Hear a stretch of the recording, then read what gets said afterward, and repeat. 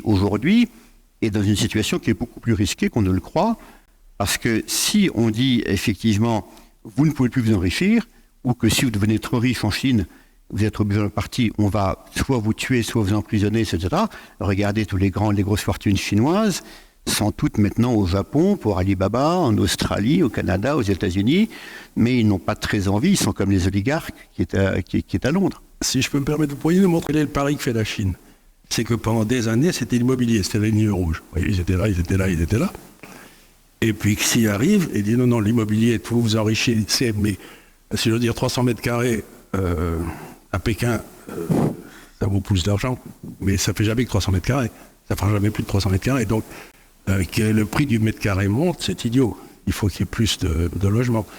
Donc il dit non, la vraie richesse, c'est l'industrie. Il est probablement mercantiliste. Et voyez l'espèce de pognon qu'il est en train de déverser dans l'industrie. Et aujourd'hui, la Chine est le premier exportateur mondial de bagnoles. Et les bagnoles qu'ils exportent, c'est pas 40 ou 50 000 euros. C'est à 10 000 euros, elles sont parfaites.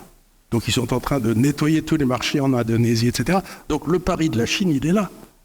Et si ce pari marche, il faut être bourré de valeurs industrielles chinoises qui sont données dans la rue aujourd'hui. Oui, parce que le fait est que... Mais plus l'immobilier c'est fini. Lui. Tout à fait. Et c'est là qu'aujourd'hui, il y a une mauvaise compréhension, je pense, du système.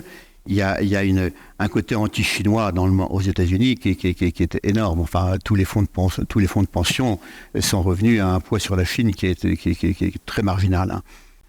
Mais ce qu'ils n'ont pas compris, c'est que, en fait, comme on a fermé toutes les usines en Occident, la Chine, qui pendant cette phase de 40 ans de globalisation, la Chine a exporté de la désinflation, de la baisse des prix. Mais comme maintenant on a fermé toutes les usines dans beaucoup de secteurs, maintenant la Chine est dans une position où la capacité à imposer les prix n'est plus du tout la même. Ça va avoir un effet inflationniste également. Donc là aussi, tout est en train de changer. Mais aujourd'hui, personne ne veut surtout de si valeur le yuan chinoise. se met à monter. Oui. Si le yuan se met à monter. Et on le voit bien parce que en Indonésie, aux Philippines, en Thaïlande, etc., vous commencez à voir, vous ne voyez plus de Peugeot depuis un moment, Nissan et comme ça, et vous voyez des voitures chinoises. Donc effectivement, dans toute cette partie du monde où il y a une population importante, les groupes européens, et Volkswagen en particulier, sont plantés.